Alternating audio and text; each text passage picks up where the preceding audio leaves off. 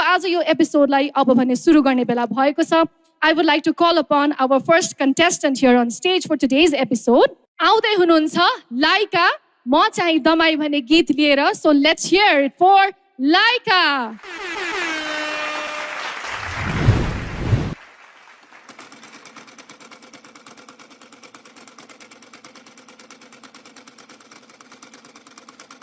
ओए गुने मेरो खै त मैले अहिलेसम्म देखिन त सुरज ल्याएको तँलाई काम गर्नु मन छैन क्या दलितपुर हा तँलाई यहाँबाट निकाल्दिउँ छिटो चाँडो गर मेरो काम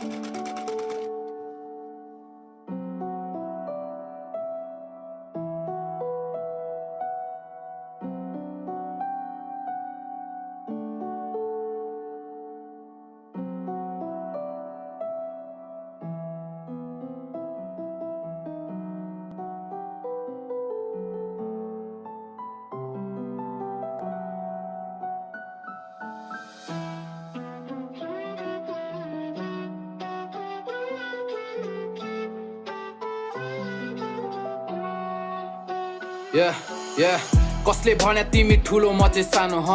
कसले भने तिमी धनी म चाहिँ गरिब ह कसले भने तिमी सफा म चाहिँ फोरी ह कसले भने तिमी बाउन म चाहिँ दमै ह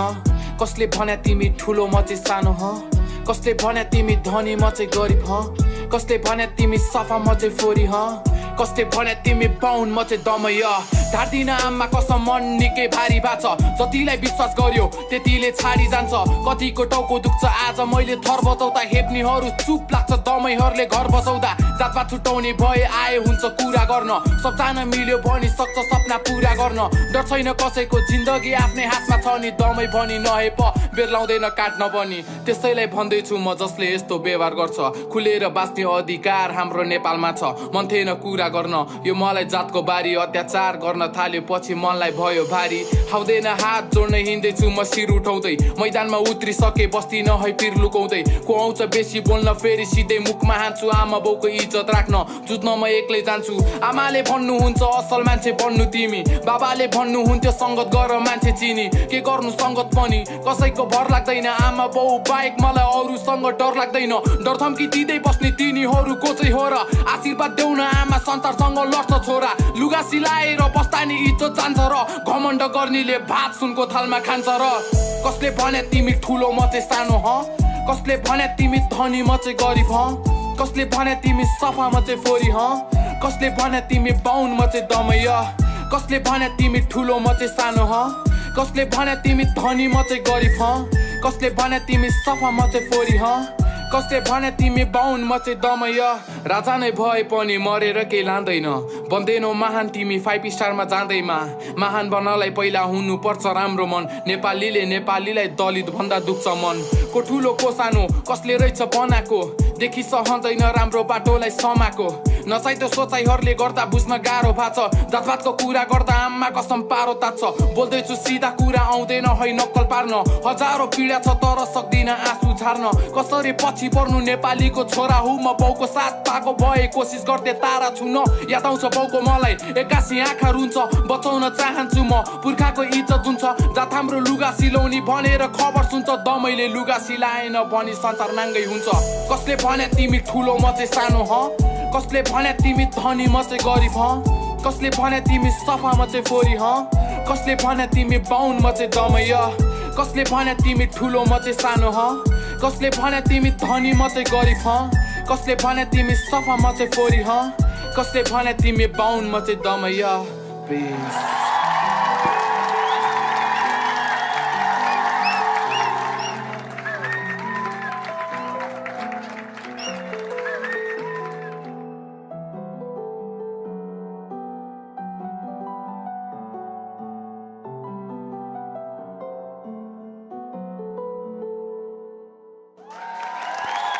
Wow, kudos to the lovely performance. छैन यहाँ कोही ठुलो छैन यहाँ कोही सानो. It's just the mindset, just the mentality of people, and we could cater his experience here. So एकपटक फेरि जोरदार ताली हाम्रो लाइकाको लागि. Wow performance, Laika. Thank you. Hats off to you. So हाम्रो तीनैजना जजेसले हजुरलाई स्ट्यान्डिङ ओभेसन दिनुभएको छ. Yes. तर उहाँकै शब्द हामी सुन्न चाहन्छौँ. एजे दाई हजुरको फिडब्याक. दामी थियो यार लाइक त्यो प्रप्सहरू अगाडि ल्याएर तिमीले जुन गरेको त्यो स्टेज पर्फर्मेन्सदेखि लिएर गीतको कन्टेन्ट होइन एकदमै मिनिङफुल लाग्यो स्पेसली अब हाम्रो सोसाइटीमा त्यस्तै हुन्छ नि त्यस्तै खालको सोचाइहरू छ जुन चाहिँ आई डोन्ट अग्री विथ होइन I'm sure lot of people don't agree with that kind of stuff so त्यो मेसेज अगाडि ल्याएकोमा I give you a lot of respect bro एकदम मजाले अनि त्यो भनेको वे पनि त्यो भनेको स्टाइल पनि एकदमै इजिली डाइजेस्टेबल छ होइन मान्छेहरूले बुझ्ने खालको कोरस अब कोरस क्याची थियो एकदम मिनिङफुल थियो होइन अब तिमीलाई नै हात छ थ्याङ्क यू एजे दाई गिरीश दाई अब त्यो सेटको बारेमा भाइको प्रेजेन्टेसनको बारेमा त के भन्नै पर्दैन होला कतिजनाले हेर्नुभयो सबैजना कमेन्टमा लेखिसक्नु भयो होला इट वाज अमेजिङ होइन त्यो सेट बनाएको त्यसले गर्दा झन् भाइको गीतको भावना पनि मजाले खुल्यो सबभन्दा स्ट्रेन्थ यो गीतको चाहिँ मलाई के लाग्यो भन्दाखेरि कन्टेन्ट एकदम बवाल छ नि त होइन एकदमै राम्रो कन्टेन्ट छ नि त किनभने यसको बारेमा बोल्नुपर्छ किन एकदम स्टुपिड हो नि त जातले गर्दा मान्छेलाई उ गर्ने होइन अनि त्यो ट्याग लाइन राख्ने इभन धनी गरिब पनि त वेल्थ कसरी नाप्छौ र भन्ने टाइपको होइन कोही वेल्थलाई कसरी नाप्छौ त होइन मनै ठुलो छैन भने कसरी धनी भयो तिमी होइन पैसा मात्र भएर हुँदैन सो राम्रो एकदमै सेन्सिटिभ टपिक थियो त्यसमा फेरि विथ मेटाफोर्स पनि थियो होइन अब त्यो सुनको थालमा खान्छ र धनीले होइन अनि फेरि दमाईले काम छोडेन अनि त्यसको नि आफ्नो महत्त्व छ नाङ्गे हुन्छ यस्तो खतरा कन्टेन्टमा हामीले शब्द धेरै सिलेबल्सहरू खेताएर टेक्निकल खेलेर धेरै पोइटिक भएर ओलजोल भयो भन्दै फेरि बुझ्नलाई गाह्रो हुन्छ भाइले यस्तो राम्ररी लेखेको छ कि यस्तो सिम्प्लिफाई गरेर लेखेको छ कि मलाई आँसु पनि आयो मलाई छोयो पनि मनमा होइन कस्तो मजाले त्यो मेसेज खासमा आउनलाई एकदम सजिलो भयो क्या भाइको लिरिकल राइटिङ एकदम दामी लेभलको भएको हुनाले